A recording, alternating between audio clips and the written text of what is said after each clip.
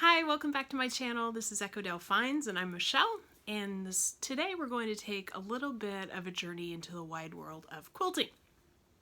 I always love to see quilts on pop-up sales, and it makes my heart happy that these beautiful pieces of artwork, let's be honest, it's art, are finding new homes in vintage lovers. Now, I am a quilter. I come from a family of quilters. It is something that I remember from a very little child playing underneath my mom's quilt frames.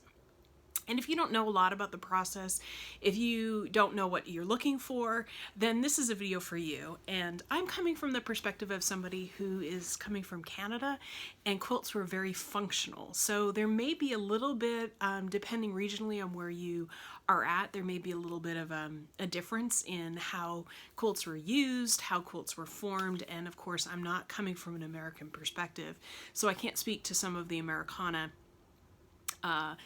perspectives. There's probably other people out there who are better at that than I am, but I can come from a perspective of somebody who, my grandmother was a quilter, my mother was a quilter, and I myself am a quilter, although I quilt light, I like to say. I don't do a lot of hand quilting. I use my hands for piano. I don't have the patience to hand stitch, and we'll talk about that later. But I do my own quilt tops. I love to sew them on the machine when I have kind of space.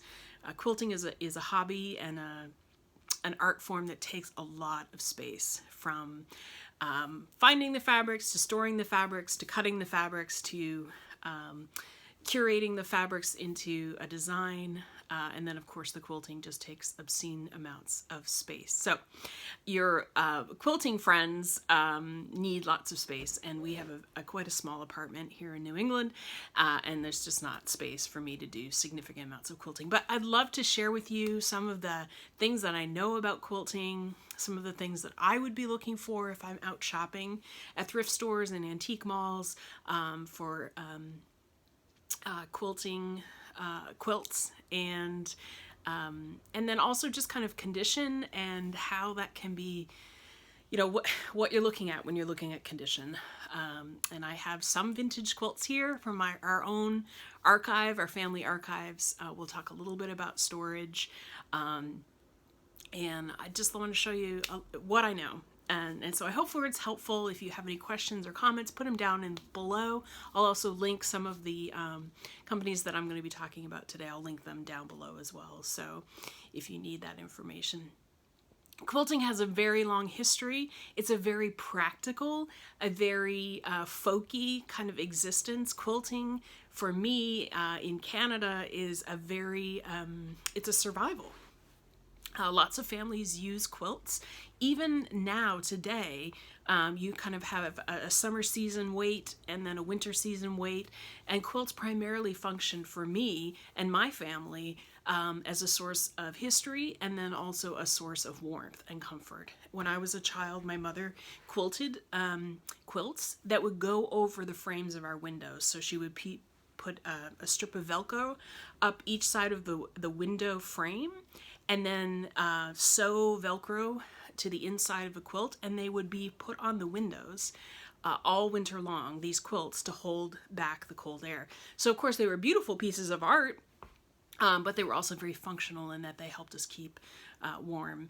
And then often at night, I grew up in a 100-year-old farmhouse back in the 70s and 80s, and at winter in the winter, horsehair just did not insulate the way modern insulations do, and so it was a necessity for us to have something warm in our beds.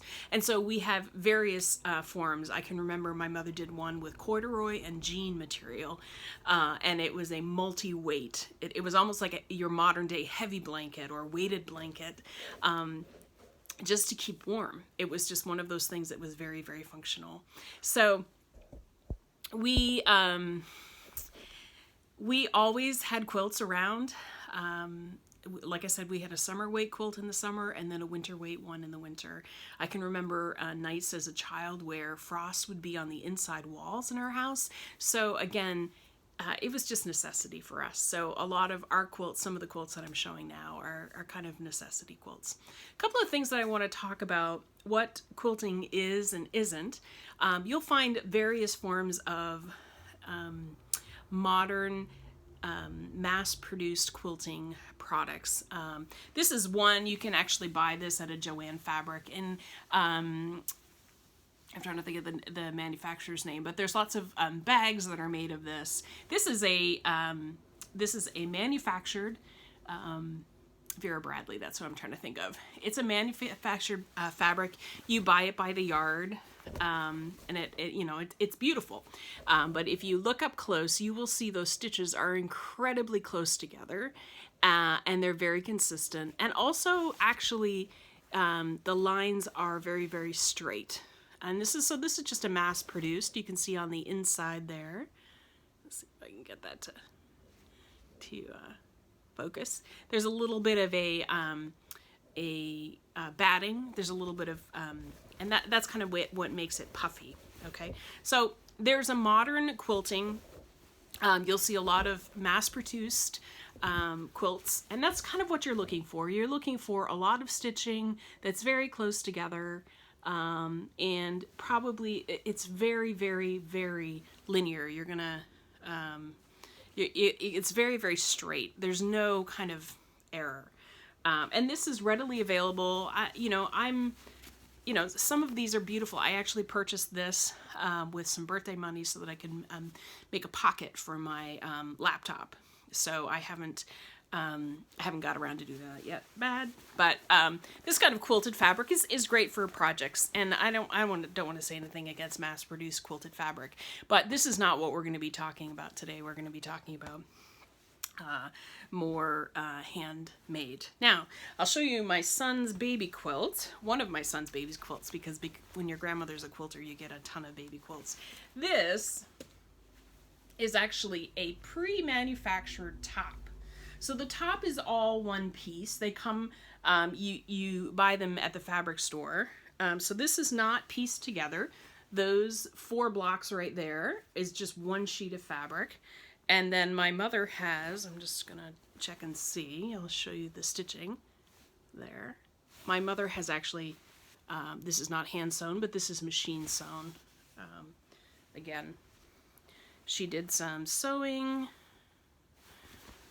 some curve sewing. Machines can do a curve stitch, so don't let that freak you out. If you're seeing, you can see actually she's done the leaves as well. Oh, she got me there. The leaves I think are hand done. So she's done some hand stitching and some machine stitching on this one. Well, this is a tricky wicket, isn't it? So it looks like some of the straighter lines she did by machine, and then when she got to the curves, I don't know if you can see those leaves, that would be pretty difficult to do with a machine. So again, you want to kind of take a look at the shapes that are being made, the geometric shapes, and that's going to give you a good idea whether or not it was machine stitched or hand stitched. And I can actually tell pretty clearly on the back that those stitches, hopefully you can see that, those stitches are of different lengths. What you're looking for in the hand stitch is that they're of different lengths. Some quilters are amazing and they can do a pretty consistent stitch, but oftentimes you'll have 2 or 3 quilters on one quilt, or you'll have different days. My mother is arthritic, as a lot of quilters are, because they use their hands an awful lot, and so some days she's feeling better than others. So that will determine length of stitch and consistency of stitch. But this is a beautiful example of, again, I was shocked until I started looking at this. It's some hand stitched and then some machine stitched. And then I know my mother, she hand sews her binding. So I don't know if you can see that stitch around the edge there. That is my mother's hand stitching. She hand stitches all of her bindings, so I happen to know that. So that is a hand stitch. So that's an example of just a mass-produced panel that, again, my mother has taken. She has put the backing on, just a kind of coordinating fabric, backing on, and then there is a batting on the inside. Sandwich them together, and then she's done some machine stitch kind of in the long, and then some hand stitching. So interesting. Way to go, Mom. So those are two sort of forms of mass-produced quilting materials, and they're readily available, and you'll see them all the time. It doesn't really, to me, they're both of value. My son's baby quilts are very valuable to me because they were stitched by love by his grandma. So I'm going to show you basically the parts of a quilt. This is a strip that I have stitched together. You'll see this is joined here.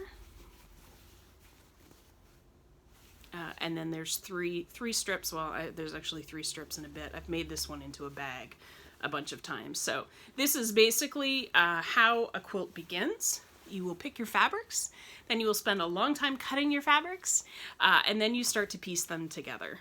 And then this is what the inside of a quilt looks like. You're always trying, now here I have done what you just don't do. You always try to turn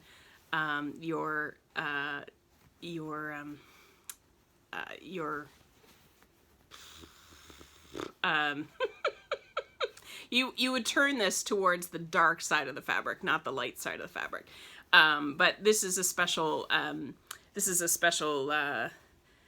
design where you're trying to speed quilt. So you try to do a quilt top in like a half an hour. So this is not my best work, but what you want to try to do is put those seams towards the dark side. You say, turn towards the dark side. It's kind of the process. But so this, if you imagine this very big, after you've picked your fabrics, you've cut them out, then you start sewing them together in your pattern and your design. This is just sort of a long scrap quilt.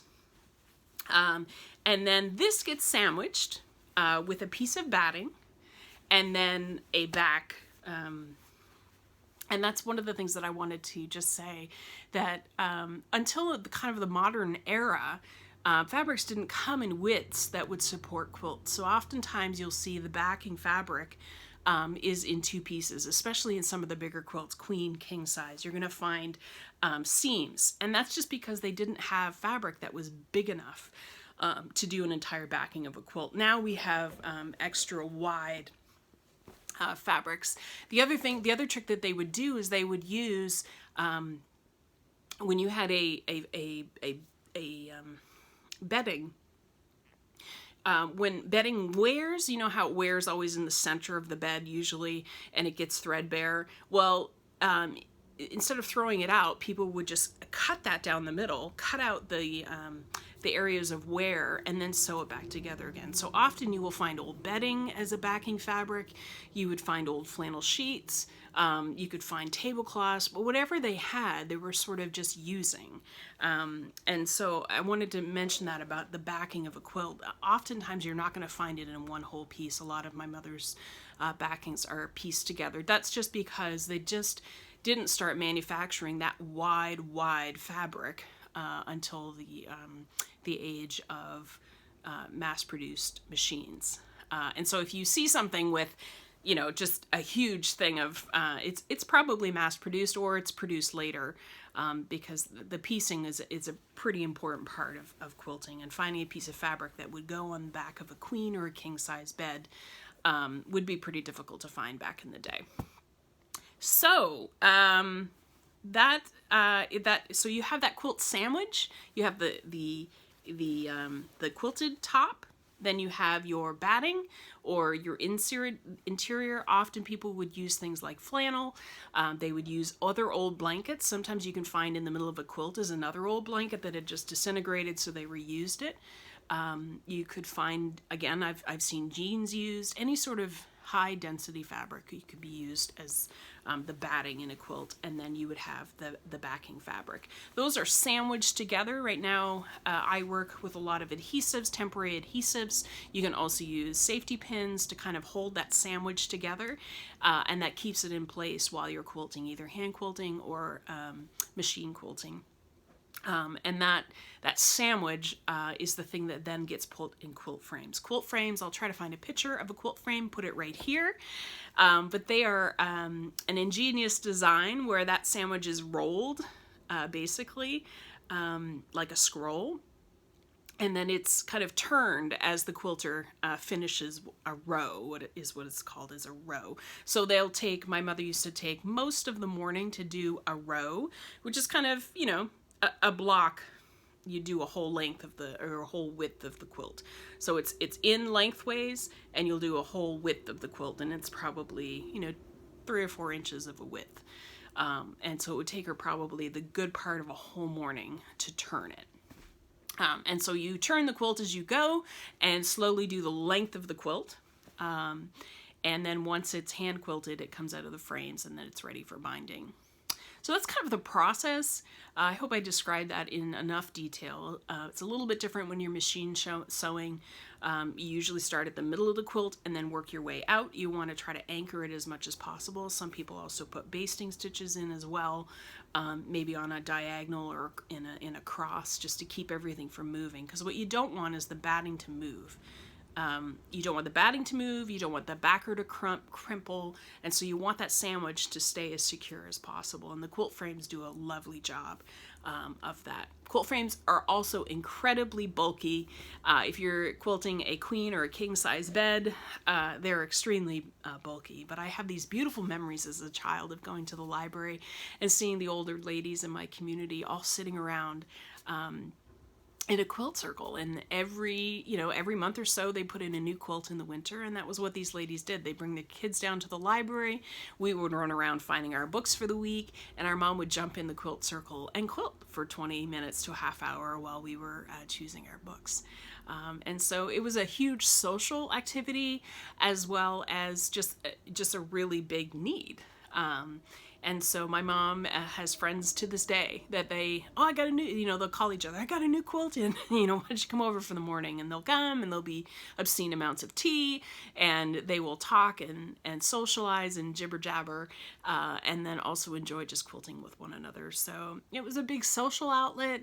It was a big kind of physical need for the families.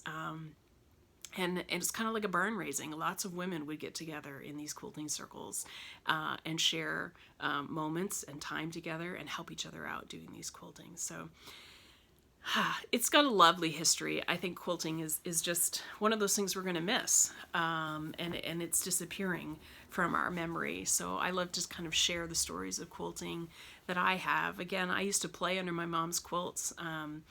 She'd quilt all day in the living room and kind of take up our massive play space. We didn't have a playroom growing up. And I would just sit under the quilt frame and watch her hands come in up and down through the quilt. It's a beautiful memory. So from my son's baby quilt to my baby quilt, this is from the 70s.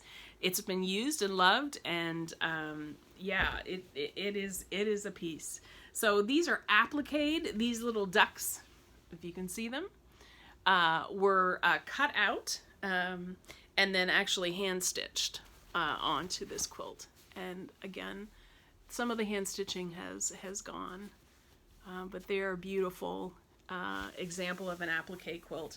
Lots of blocks. And of course, you'll notice that this quilt is blue, which I have 2 older brothers. So this quilt is not my baby quilt, although I'm the last child to use it, so I'm the child that gets to keep it. I like that deal. And then you'll see this amazing vintage fabric on the back. It's just an incredible piece of work. And this quilt was lovingly hand quilted back in the day, and you can see that the stitches are starting to fall out. What is happening with this quilt is that thread has a very limited lifespan. I don't ever buy used thread. I would use it for decorating.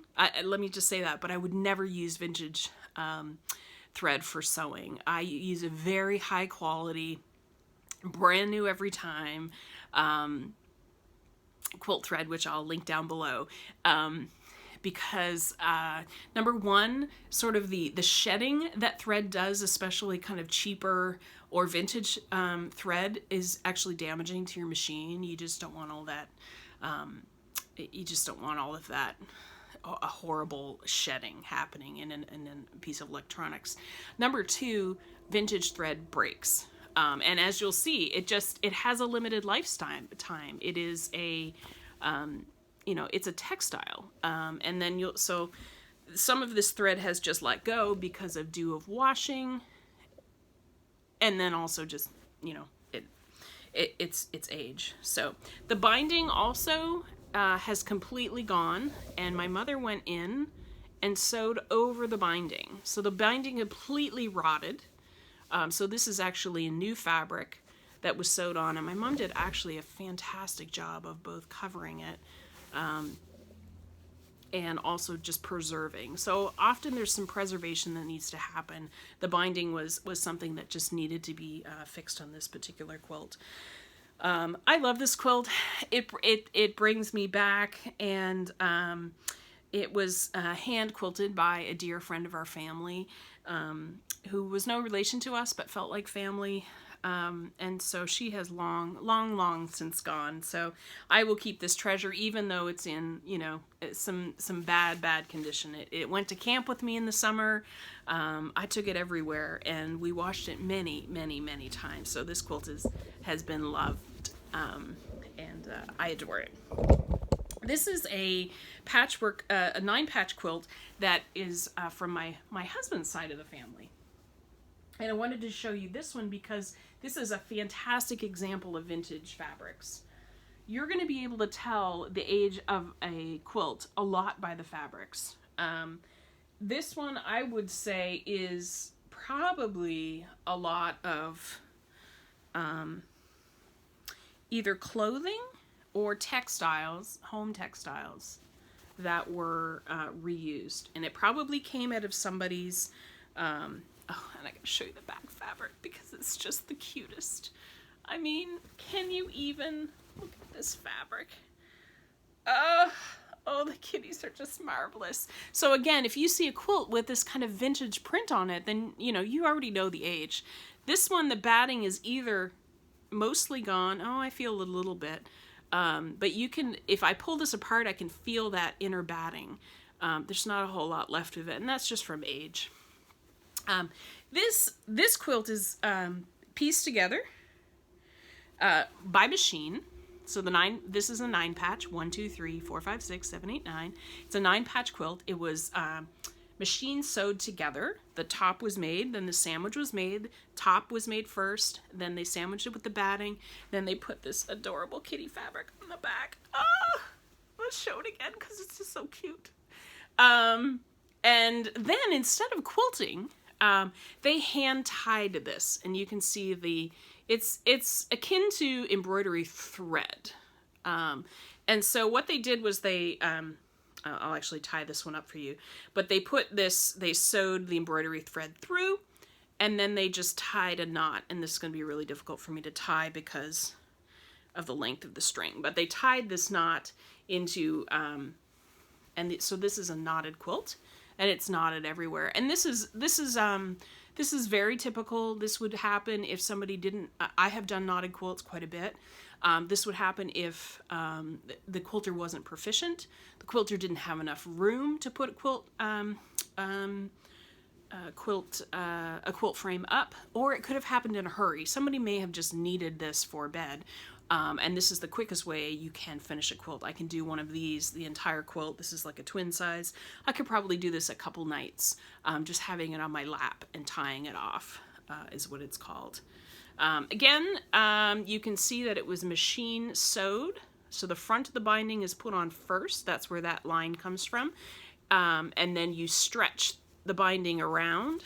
So it's sewn on the front here first. Then it's stretched around to the back. And then it's usually hand sewn, although, yes, I can see the hand stitching there too. But you can see that machine line right there. That's the machine showed. It's stitched machine on the front. And that's pretty common. That's how I do my bindings. I sew them on the front first, flip them over to the back, and then usually hand stitch, or sometimes I just machine stitch too. Finally, I wanted to show you a couple of quilts from my mother's collection. And my mother's a proficient quilter. I was very proud of her on this one. You're going to see some quilts that are more modern. My mom loved the batik, and so she did a lap quilt for me using these batiks. And again, this is a more modern quilt, and I'm so proud of her for using the anchor of this dark fabric. My mother and I see differently when it comes to colors, but she did a fantastic job. Again, you should notice she tied this quilt, so she didn't actually hand stitch any of this quilt. This quilt is fully machined, so excuse me, the top is pieced together. It was put together in the sandwich, and then she simply tied off each four square. Okay, and then on the back, you're going to just see the solid color. Okay, and then you can see just the little bit of the ties in the back. Okay, again, my mom hand stitches all of her bindings, so you can see that on the back. That's the way she does it, and I know that about my mother.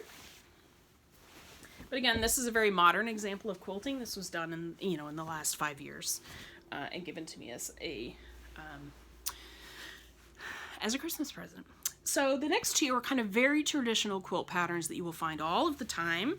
This is a Dresden Plate. This one is all of these. It's kind of like a tie shape, the end of a tie shape. They are all put together in this shape, and then this is appliqued on. So this is quite a magnificent example of the Dresden Plate that my mother has done. I'll show you another circle. This quilt, if this was in a retail, if this was out there brand new, this would be probably a $1,200 plus quilt. These take an incredible amount of time.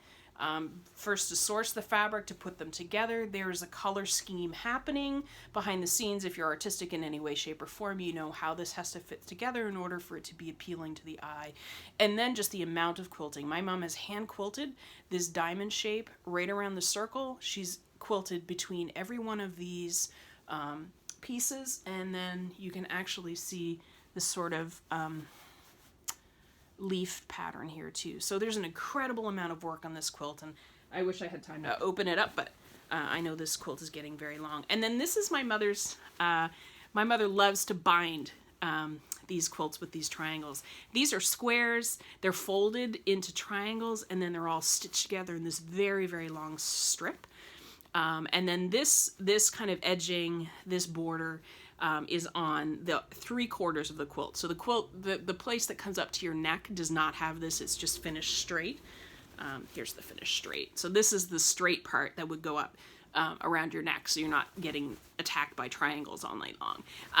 But it's kind of a signature. It's a point. I think it's a point finish border, but it's beautiful, and it's lovely. So that quilt was on my parents' bed growing up. And this is the log cabin quilt that my mother made for my husband and I when we got married. So again, this is a very common, very older style. They call this the log cabin. My mom did a great job of colors here. And this has been worn and washed. You can see 100 times. You will see, again, her triangles are there. But she's got some beautiful colors in there. And again, my mom has hand quilted around every one of these blocks. And so that's what makes these quilts unique. And if you look on the back, you will actually see all of that hand quilting. Okay? The amount of detail, the amount of stitching in this, there's no way a high-end manufacturer would replicate this. This is a lot of stitches, and I'll show you up close. You know, you're just not going to find that in a mass-produced quilt. So I hope this tutorial was helpful for you. I am blessed to have a lot of quilts in my house, and my mom has many, many more. I've seen some beautiful funeral tributes where an entire church is laid out. Everyone brings the quilt that this person, a quilter, has made for them, and puts them over the back of the pews during the funeral service. And I've also, you know, like, my mom is that proficient that we could probably do that. And then my mom also has some quilts that my grandmother made as well. So from our quilter family to yours, I hope this was helpful. If you have any questions or anything that was unclear, you can paste them down below. I love seeing your vintage quilts in live sales, and happy hunting for them. I think finding them at Goodwill or in a vintage shop is, yeah, just they're amazing finds. As I said, these quilts start around $900 and go up from there depending on the artistry, the amount of quilting, the quality of the fabrics, etc. So I'm going to link some of my favorite quilters online that do YouTube tutorials on quilting, as well as a couple of resources just to kind of look up quilt patterns and what you may be finding so you are able to describe them better. So I'll link them down below. I hope you've enjoyed this video. Thanks for hanging in with me, and we will talk to you soon.